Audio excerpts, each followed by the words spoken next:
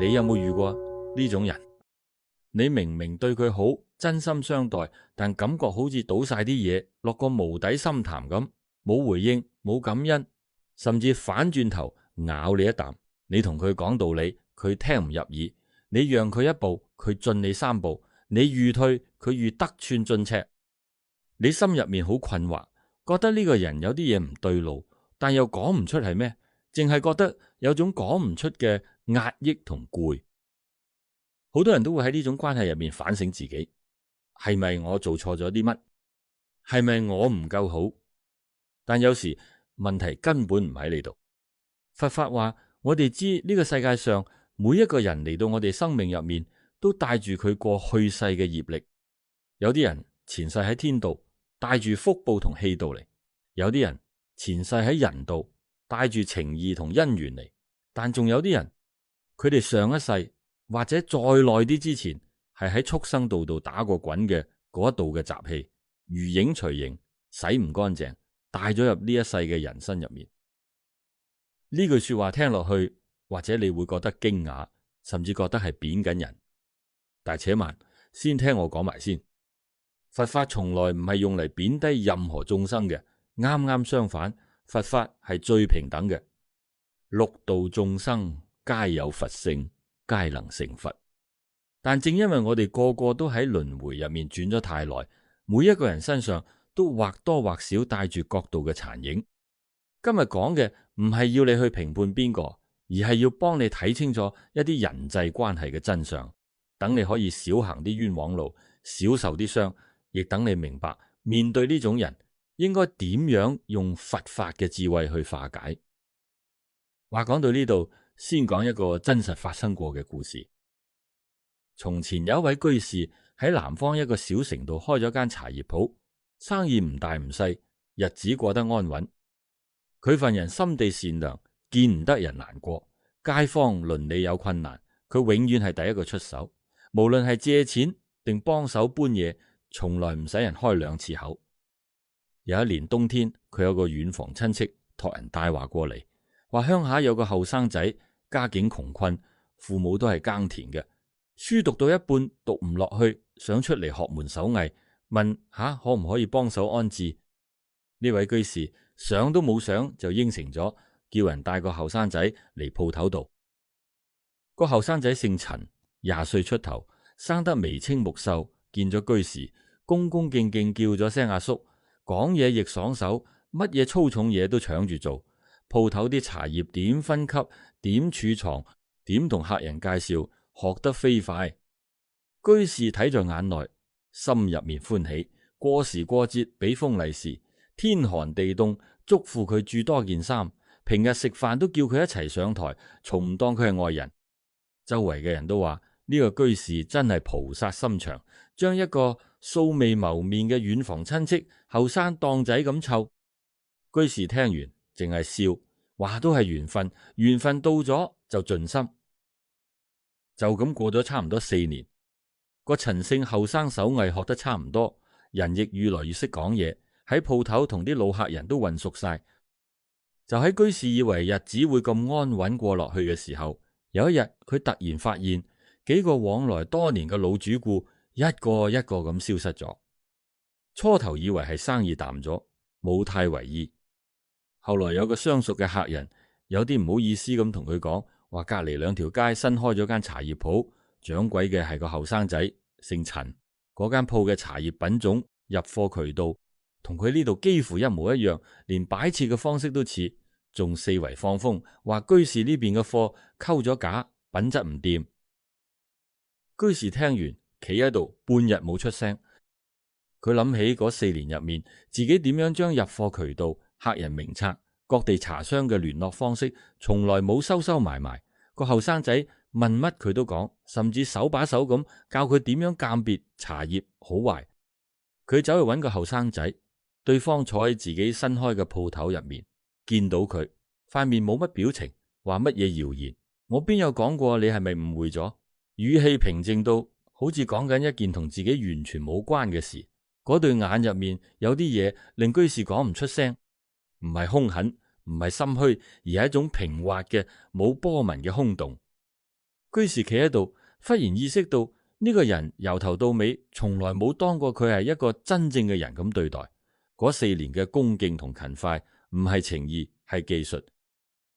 居士後尾學佛，有一次喺寺入面將呢件事講俾一位出家師父聽。師父聽完沉默咗一陣，講咗一句：呢個人身上犬吠之氣太重。居士一愣，師父繼續講：狗食你嘅糧，瞓你嘅竇，你對佢有恩，但佢嘅本能係護自己地盤。你對佢幾好都好，佢認嘅淨係利害，唔係恩情。一旦有更好嘅地盤，佢自然就走，走咗仲要吠2聲，因為嗰個係佢本能。呢個人同你恐怕宿世業緣深厚，但呢種緣燒一燒就夠，唔使深交，深交只係折損自己福報。居士當時似懂非懂，但翻去之後愈諗愈覺得嗰個形容實在太準確。個後生仔所有行為模式，嗰種淨認利害唔認恩情，走咗仲要四圍放風嘅方式，同一條護地盤嘅狗何其相似。唔係壞，而係佢就係咁，佢冇辦法係第二個樣。呢個故事唔係要鬧邊個係狗，而係話畜生道嘅習氣係有佢非常具體嘅形態，唔係虛無縹緲嘅說法，係真真切切可以喺日常生活入面辨認到嘅行為模式。楞嚴經入面有一段話講得極為透徹。佛陀告訴阿難，輪迴之所以形成，係因為眾生迷失咗本性，俾業力牽引，喺6道之間流轉。每一道都有佢主導嘅集，天道之集係散漫，修羅道之集係春鬥，人道之集係貪欲，畜生道之集係痴昧，餓鬼道之集係執着，地獄道之集係恨毒。呢啲集並唔因為換咗一道就完全消失，就好似一塊布染咗深色，雖然漂白咗一次，喺陽光下細睇，嗰層底色依然隱隱透出嚟。所以一個人就算今生得咗人身，若宿世喺畜生道沉淪已久，嗰一度嘅習氣依然會喺佢嘅性格同行為入面滲透出嚟。咁畜生道最核心嘅習氣係乜？用一個字嚟概括就係痴。但呢個痴唔係傻，唔係蠢，而係一種對因果、對因義、對更高事物嘅根本性漠視同感知障礙。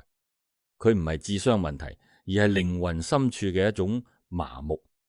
一個從畜生道啱啱轉嚟嘅人，佢可以好聰明，可以好能幹，但佢嘅聰明才智全部都用咗喺最原始嘅生存本能上面。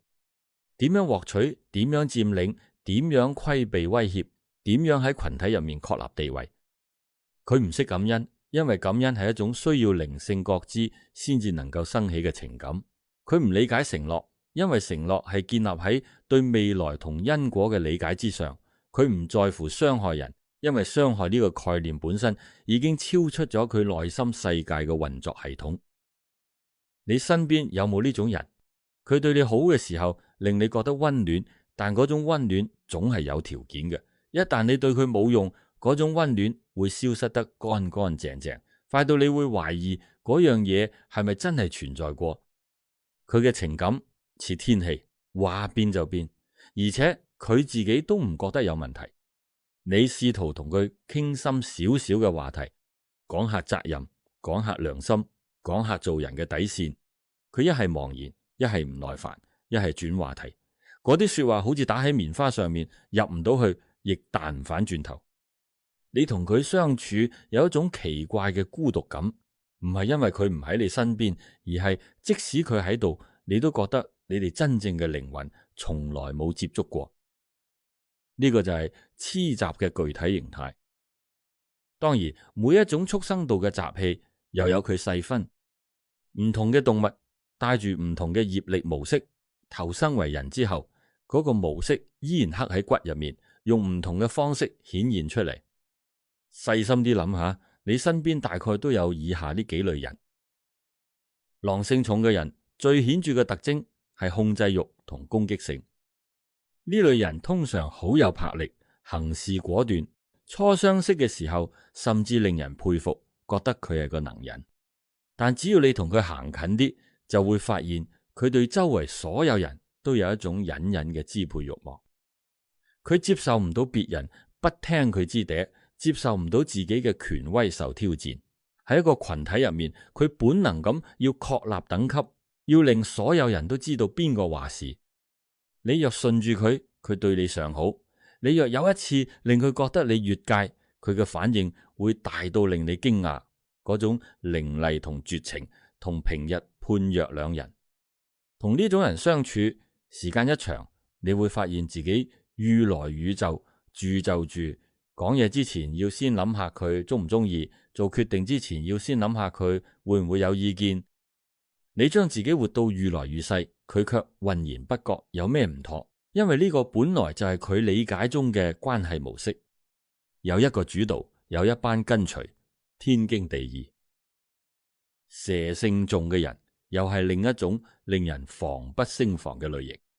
呢類人表面上通常溫柔，甚至顯得有啲弱勢，令人產生保護欲。佢哋善於察言觀色，講嘢令人舒服，可以好快令你對佢放低戒心。但呢類人有一個根本性嘅特質，就係記仇，而且係嗰種深埋心底不動聲色等待時機嘅記仇。你或者無意間講咗一句令佢唔舒服嘅說話，或者喺某件事上面冇支持佢，佢當時冇表現出任何異樣，仍然笑笑口同你傾偈。但係你唔知嘅係，嗰件事已經俾佢放咗入一個櫃桶入面鎖埋咗。等到某日時機到咗，佢會用一種你完全想象唔到嘅方式，令你將嗰筆賬還上。唔係正面衝突，而係喺某個關鍵時刻沉默，或者喺背後輕描淡寫講一句說話，或者喺你最需要佢嘅時候啱啱唔喺度。你被傷到，卻捉唔到任何把柄，因為佢乜都冇講，乜都冇做，只係順水推舟，恰到好處咁令你受咗傷。豬性重嘅人，傷害性比前兩種要低，但拖累性極強。呢類人最大嘅特點係貪圖安逸，得過且過，對自己嘅行為缺乏反省能力，自私而且完全唔自知。佢哋唔係壞人，唔會主動去害邊個，但佢哋會用一種溫溫吞吞、無聲無息嘅方式，將周圍嘅人消耗掉。例如，你同佢拍檔做一件事，講好各自負責，佢嗰一半永遠係拖住嘅。問佢，佢有100個理由，聽落都講得通，就係件事一直冇進展。你幫佢，佢心安理得；你唔幫，佢委屈。佢從來唔覺得自己有問題，喺佢嘅認知入面，佢已經盡晒力。同呢種人深交，你會慢慢發現你嘅耐心同精力好似被一個溫水壺一點一滴咁蒸發掉。等你意識到嘅時候，已經攰到極點，而佢仲喺度四平八穩咁問你做乜嘢。你近排面色唔係幾好。馬王性重嘅人則係另一種深度嘅消耗。呢類人嘅核心特質係依附同索取，而且係無止境嘅。佢哋非常善於製造一種我好需要你嘅氛圍，令你覺得你係佢生命中唯一嘅依靠，令你某程度上產生一種唔可以撇低佢嘅責任感。一開始你覺得自己幫緊一個需要幫助嘅人，心入面係有溫暖嘅，但係慢慢你會發現呢種需要係冇邊界嘅。你幫佢解決咗一個問題，佢帶嚟3個新問題，你俾咗佢1分精力，佢要求10分，你稍稍拉開少少距離，佢即刻用各種方式令你產生愧疚感，令你覺得係你唔夠好，係你拋棄咗佢。同馬王性重嘅人相處，嗰種被抽乾嘅感覺係非常真實嘅，唔係比喻，而係身體上真實嘅疲累同空洞。呢4種類型，你喺生活入面一定都見過，甚至可能某一種令你諗起一個具體嘅人、一個樣、一段關係，心入面有啲嘢被觸動咗一下。呢種觸動係好事，代表你開始睇得清楚。但睇清楚之後，好多人會陷入第2重嘅困惑，而呢重困惑往往比第1重傷得更深。你開始懷疑自己，你會諗，明明係佢有問題，點解我咁難受？點解我覺得自己邊度唔妥？點解我越來越唔相信自己嘅判斷？明明我覺得件事唔合理，但佢講咗幾句之後，我就開始覺得會唔會係我太敏感？會唔會係我要求太高？會唔會我根本就係個難相處嘅人？呢個現象有個好準確嘅形容，叫做被蠶食嘅自信。呢個唔係你嘅問題，而係習氣嘅作用機制。畜生道習氣重嘅人有一個共同嘅，幾乎係本能嘅生存技能，就係令周圍嘅人變得更弱、更依賴、更容易被掌控。狼性重嘅人用強勢同否定嚟做呢件事，蛇性重嘅人用令你摸唔清方向、永遠無法確定自己嘅感知是否準確嚟做呢件事。豬性重嘅人用令你習慣於降低標準、接受敷衍嚟做呢件事。馬王性重嘅人用令你產生係我唔夠好，所以對方先至咁痛苦嘅罪疚感嚟做呢件事。呢啲都唔係佢哋精心策劃嘅陰謀，而係業力同習氣喺佢哋身上自動運作嘅方式。佢哋自己都講唔清楚點解會咁，佢哋只係跟住本能走。但結果係你喺呢種關係入面待得愈耐，就愈容易懷疑自己嘅感受係咪真實，自己嘅判斷係咪可信，自己係咪根本就有問題。你越來越唔敢相信嗰個最初感覺到有啲唔對路嘅自己，因為佢講咗係你想多咗，係你太敏感，係你唔識包容，而你因為善良，因為習慣咗反省自己，就真係信咗。佛法入面有一個詞叫做正念，正念唔單止係靜坐時嘅覺察，佢喺人際關係入面就係保持對自己感受嘅信任。當你第一次感覺到呢度有啲唔對路嘅時候，嗰個感覺往往係你最清醒嘅部分發出嘅信號，唔係敏感，唔係多疑，而係你嘅本性喺度提醒你。學佛嘅人要學嘅第一件事就係相信呢個本性發出嘅信號，唔好因為對方嘅幾句說話就將佢壓低。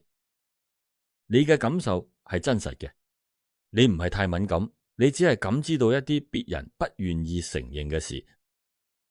講到呢度，要講一個好重要嘅問題，點解偏偏係你遇到咗呢種人？呢個問題好多人冇問出口，但心入面其實一直都有。你會覺得奇怪，點解有啲人一世身邊都係好人，對佢真心，對佢善待，而你就成日遇到嗰啲消耗你、傷害你嘅關係？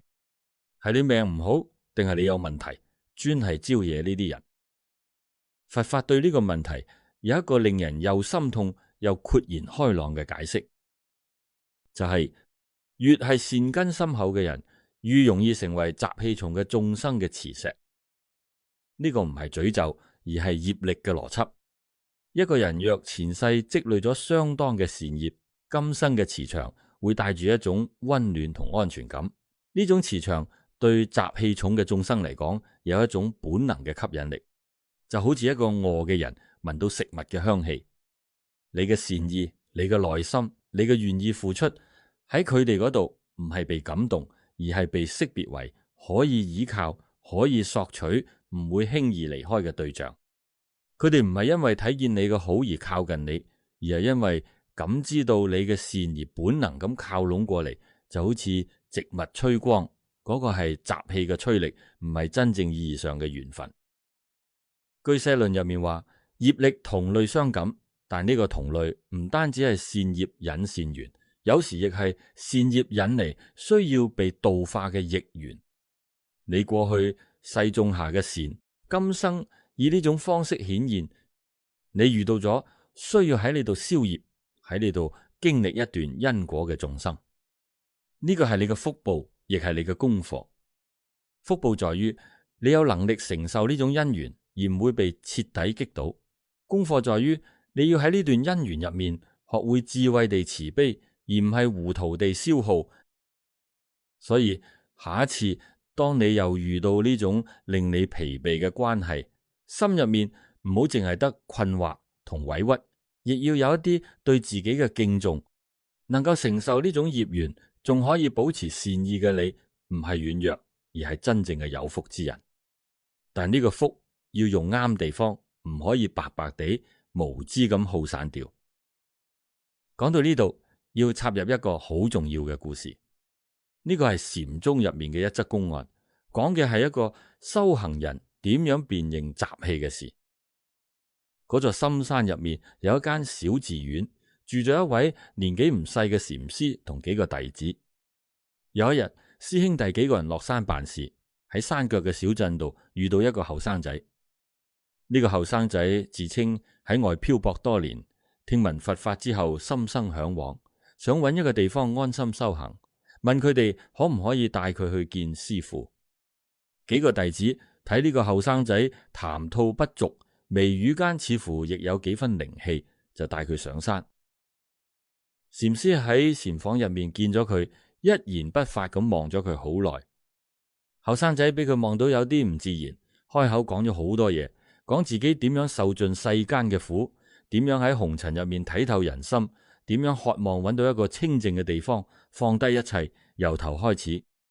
佢講嘢嘅時候，眼神誠懇，語氣亦懇切，聽落真係一個飽受磨難、渴望解脫嘅人。禪師最後講咗一句：你先喺山腳住3個月，3個月後我俾你答覆。個後生仔有啲失望，但都係應承咗落山去。弟子們覺得奇怪，翻去問師父：師父啊，嗰個人睇落筋骨唔差，你做乜要佢等3個月？禪師話：我睇佢眼神入面有蛇氣，唔係話佢係壞人，而係佢睇人嘅方式係一種盤算嘅方式，唔係真正求道嘅眼神。求道嘅人眼入面係渴望，係疑問，係喺度揾一個自己唔識嘅嘢，但佢嘅眼係喺度估量，喺度打量，喺度揾一個可以落腳嘅地方，可以利用嘅資源。我唔係審判佢，我係喺度等睇下佢嘅人性可唔可以壓得住嗰種舊習。3個月過去，禪師落山喺鎮上面見返個後生仔。呢3個月入面，後生仔住喺個老婆婆屋企幫工，做嘅係最粗重嘅嘢，冇抱怨過，對待老婆婆好似自己家人咁，左鄰右里都話佢係個好後生。禪師睇在眼內，反嚟對弟子話可以收納。弟子問師父：佢通過咗啲乜？禪師話佢通過咗冇人睇住佢嘅3個月。一個習氣仲喺度嘅人，喺冇人睇到唔使表演嘅地方，係收唔住嗰種習氣嘅。佢收得住，即係佢嘅人性已經壓得住嗰種舊習。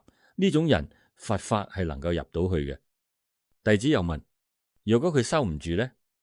禪師話：若果收唔住，帶入山門，遲早傷人傷己，嗰個係結惡緣，唔係種善緣。慈悲從來唔係乜嘢人都攬入懷抱嘅，糊塗嘅慈悲度唔到別人，只係壞咗自己。呢個公案講嘅正係一件微妙而重要嘅事。習氣並唔係唔能夠轉化，但轉化嘅前提係呢個人自己有覺知、有意願、有喺冇人睇到嘅地方管住自己嘅能力。一個人身上帶住畜生道嘅習氣，呢個唔係佢今生嘅錯，而係業力帶來嘅，佢都係受苦嘅眾生。但若佢冇轉化嘅意願，冇對自身習氣嘅察覺，咁佢帶俾你嘅大概就係消耗同傷害。你對佢嘅好，唔單止冇辦法令佢成長，反而可能成為佢繼續沉淪嘅溫床。因為你嘅縱容同付出，無形中令佢覺得咁樣嘅佢係被接受嘅，係冇問題嘅，佢唔需要改變啲乜。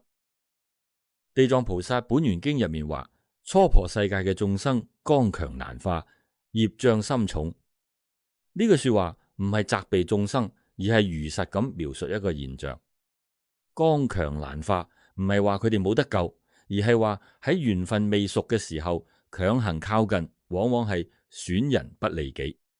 呢個唔係叫我哋冷漠，而係叫我有智慧地慈悲，清醒地慈悲，而唔係糊塗地不計代價咁燃燒自己。有讀者睇到呢度，或者心入面會升起一個疑問：咁我自己呢？我自己前世係咪都喺畜生道度轉過？我身上係咪都有咁嘅習氣？呢個問題問得非常好，非常誠實，亦非常有慧根。答案係差唔多每個人身上都或多或少帶住各道嘅習氣。人道之所以被稱為善道，係因為人有足夠嘅智慧同情感去覺察、反省同超越呢啲習氣。但呢個唔代表人身上就冇殘留。一個人若果喺財物上斤斤計較，俾少少出街就心痛，嗰個係餓鬼習；若果脾氣暴躁，屈啲就想以力壓人，嗰個係修羅習；若果懶懶閒、渾渾噩噩，對生命嘅意義毫無追求，淨係想食飽瞓足，嗰個就有幾分畜生習。呢度有幾個問題，你可以喺心入面安靜咁問下自己，唔係考試，亦唔係評判，只係一次誠實嘅自照。當一段關係令你疲憊嘅時候，你第一個反應係乜？係先諗佢邊度有問題，定先諗我邊度做得唔夠好？若果你習慣性地先怪責自己，咁要小心。呢個唔一定係謙遜，有時係某種根深蒂固嘅習氣，令你將自己放到好低，低到一個讓別人嘅習氣可以輕鬆企喺你頭上嘅位置。當你喺一段關係入面受到唔公平嘅對待，你第一個衝動係乜？係講出口，定吞翻落去，忍住同自己講算數？如果你成日都吞，問下自己呢個吞係真正嘅放低，定係一種害怕衝突、害怕失去、害怕俾對方評價為難相處嘅恐懼？恐懼係餓鬼習嘅一種形態，係對失去嘅執着所驅動。當你對一個人付出咗好多，卻得唔到任何回應嘅時候，你仲會繼續付出嗎？若果會，問下自己，呢個繼續係真正嘅慈悲，定係一種上咗癮嘅模式，一種需要透過付出嚟確認自己有價值嘅習慣？呢個習慣有時係過去某一世嘅業力喺今生嘅投影，曾經喺某一段關係入面，付出係唯一令自己存活落去嘅方式，嗰個模式留咗落嚟，帶到今生，令你喺並唔需要咁做嘅關係入面，都本能地不斷付出，不斷消耗。古人有一句講得好，狗改不了食屎。呢句說話表面粗俗，但放喺佛法嘅語境入面，卻有一層深刻嘅意思。習氣呢樣嘢唔係靠說教改得到嘅，唔係靠外力逼得到嘅，必須係呢個人自己生起覺知，自己想改，自己用功，先有可能一點一滴咁洗滌轉化。呢個就係點解學佛最終要落到修自心上面。觀世音菩薩之所以有能力度化眾生，係因為佢自己先從苦海出嚟。若果你仲喺水入面，你去拉另一個喺水入面嘅人，往往係兩個人一齊沉落去。翻去我哋最初講嗰個問題，身邊嗰啲令你感到疲憊、消耗甚至受傷嘅人，應該點做？第一件事係辨認，但唔係評判。辨認係智慧，評判係業力。你睇清楚咗，一個人身上嘅習氣模式係為咗令自己少受傷、少結惡緣，而唔係為咗喺心入面貼佢一個標籤，然後生起輕蔑或怨恨。一旦你生起怨恨，你就同佢結咗新嘅業，而且嗰個業係你親手種落嘅。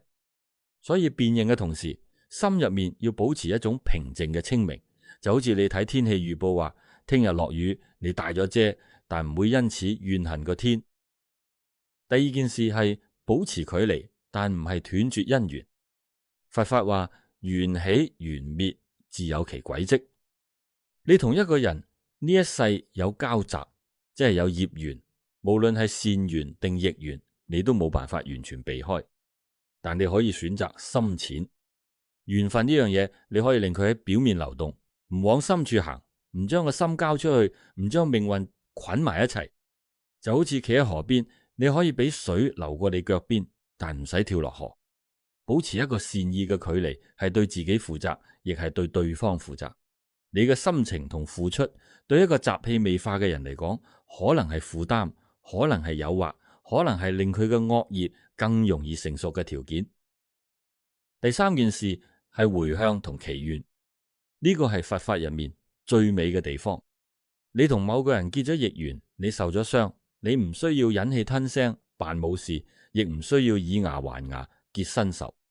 你可以喺心入面為佢發願，願佢早日生起覺知，願佢嘅習氣能夠逐漸轉化，願佢喺未來嘅輪迴入面能夠遇到善知識，能夠聽聞佛法，能夠從嗰種苦苦嘅輪迴入面解脫出嚟。呢個發願唔係軟弱，唔係逃避，而係一種極高嘅智慧同慈悲。你睇見咗佢嘅苦，你祝願佢離苦，呢個本身亦係為自己種下最好嘅善因。金剛經入面，須菩提問佛陀：善男子善女人發咗菩提心，應該點樣安住，點樣降伏其心？佛陀嘅回答核心係發起普渡一切眾生嘅願心，但不執着於我度咗眾生呢個念頭。用喺人際關係上面就係，你可以對一切人保持善意，但唔好執着於你嘅善意必須得到回應，唔好將你嘅付出同對方嘅改變捆綁埋一齊。你做了就放低，你善了就了咗。呢個了了係一種非常解脫嘅狀態，唔係冷漠，而係做咗該做嘅，然後乾乾淨淨咁行開，唔帶任何對結果嘅執念。講到呢度，諗起一個令人心裏一暖又一酸嘅故事。呢個係一位老法師親口講過嘅，發生喺台灣嘅一個真實嘅女人身上。嗰個女人叫阿英，嫁到夫家嘅時候，仲係個梳住兩條辮嘅姑娘，19歲。佢老公係個生得高大、講嘢豪爽嘅男人，追佢嘅時候，糖衣炮彈一個接一個，將佢氹到暈陀陀。結婚之後嘅第一年仲算過得去，但由第2年開始，呢個男人嘅本性慢慢浮出嚟。佢好賭，輸咗就飲酒，飲完酒就返屋企發脾氣，輕則掟嘢，重則喐手。阿英嘅第一個仔出世嘅時候，係佢自己一個人上醫院，因為佢老公喺雀局度。個仔滿月嘅時候，屋企嘅積蓄已經俾佢敗晒大半。阿英亦唔係冇掙扎過，佢揾過奶奶，奶奶話邊個男人唔係咁，你忍住佢。佢揾過外家，外家話嫁出去個女潑出去嘅水，你自己諗掂佢。佢喊過，鬧過，甚至有一次執好晒行李，決定帶埋個仔走。但個男人喺門口跪低，喊到鼻涕眼淚一齊流，話佢知錯，話佢一定會改，話冇咗佢同個仔，佢活唔落去。阿英心一軟，又留咗落嚟。然後一模一樣嘅事，再嚟一次，再嚟一次，再嚟一次，就咁過咗20幾年。個仔大咗，各自成家，阿英都老咗，面上嘅皺紋入面藏住講唔清嘅疲憊。後來佢有個新抱信咗佛，帶埋佢去寺入面參加法會。佢就係咁喺50、60歲嘅年紀，第一次接觸到佛法。都唔知係咪因為食咗太多苦，嗰啲佛法嘅道理似水滲入乾透嘅泥土，入得好快好深。佢開始明白呢一生嘅呢段婚姻唔係冤枉，係業。佢同嗰個男人前世一定有一筆數，佢欠佢或者佢欠佢，今生就咁樣還緊。佢唔再怨，亦唔再恨，淨係念佛為佢回向。有一日，老法師去嗰個地方講經，阿英喺下面聽。法師講到輪迴習氣，話有啲眾生宿世喺畜生道入面沉淪太久，帶住嗰一道嘅本能嚟做人，唔係壞，係唔識。阿英坐喺嗰度，眼淚就流落嚟，唔係悲傷嘅眼淚，而係一種突然透徹咗嘅眼淚。佢事後同人講，話佢嗰日先至真正明白咗佢老公。佢就好似一頭牛，唔係壞牛，只係一頭牛。牛唔識恩情，唔識承諾，唔識你對佢付出咗幾多，佢淨係識食草，淨係識行自己嘅路。你同牛喊，牛唔會流眼淚；你同牛講道理，牛聽唔入耳；你鬧牛，牛都唔會改。你唯一可以做嘅係放低嗰個佢應該識嘅念頭，然後好好地為呢頭牛念一聲佛。佢講呢句說話嘅時候，塊面係平靜嘅，甚至有一啲輕盈。20幾年嘅重喺嗰一刻好似輕咗一啲。呢個故事初聽令人心痛，細想卻有一種深切嘅透脫喺入面。佢睇見咗佢，放低咗佢，仲發咗願。呢個唔係消極，唔係認命，而而係真正從輪迴嘅邏輯入面跳咗出嚟，企喺一個更高嘅地方，用佛法嘅慈悲同智慧去化解一段沉重嘅業緣。呢度需要嘅力量唔係軟弱嘅，而係極大嘅。好多人學佛，學嘅係儀式，學嘅係文字，學嘅係喺寺廟入面嗰一份清靜，但卻冇將佛法帶返去最日常、最粗許、最令人頭痛嘅人際關係入面去用。其實人際關係先至係最好嘅修行道場。嗰啲令你憤怒嘅人係照見你嘅親，嗰啲令你恐懼嘅人係照見你嘅貪，嗰啲令你疲憊同困惑嘅人係照見你嘅癡。佢哋全部都係你嘅頸，佢哋嘅出現都係俾機會你睇清楚自己，修煉自己。所謂嘅唔深交，從來都唔係冷漠，唔係無情，唔係高高在上咁睇唔起邊個，而係一種清醒嘅自愛，一種有邊界嘅善意，一種知道自己嘅力量有幾大，因此唔去承擔超出自己能力範圍嘅業力嘅智慧。就好似一盞燈，佢嘅職責係照亮，但佢唔可以因為一個房太黑就將自己燒光。佢要先保持自己嘅燃燒，先能夠持續照亮更多人。學佛嘅人成日有一個誤解，以為慈悲就係對一切人都毫無保留咁付出，以為設定界線係自私，以為拒絕係冷漠。但佛陀從來唔係咁教嘅。佛陀在世嘅時候，佢度化嘅眾生係有選擇嘅，唔係每個嚟到佢面前嘅人，佢都用同一種方式去度。有啲人佢一句說話就度咗，有啲人佢講咗好多，叫佢先去收一段時間，有啲人佢沉默，佢等待，佢睇嗰個人嘅緣分成唔成熟。佛陀嘅慈悲係有智慧嘅慈悲，係有分別心嘅慈悲。呢度講嘅分別心唔係歧視，而係清醒咁睇見每一個眾生當下嘅因緣同需要，然後俾出最合適嘅回應，而唔係一刀切嘅不加辨別咁燃燒自己。所以如果你身邊依家有呢種人，嗰個令你講唔清道唔明咁疲憊嘅人，嗰個你付出愈多反而俾佢傷得愈深嘅人，嗰個你同佢講道理佢卻似牛聽琴聲嘅人，你唔使愧疚，唔使自責，亦唔使強迫自己繼續嗰種消耗。你可以喺心入面為佢念一聲佛號，真誠咁希望佢好，然後輕輕咁將嗰個距離拉開少少。有趣嘅係，好多時候當你真正放低咗對一個人嘅執着，唔再試圖改變佢，唔再期望佢回應你嘅付出，反而會發生一種奇妙嘅事，佢或者反而會有所改變。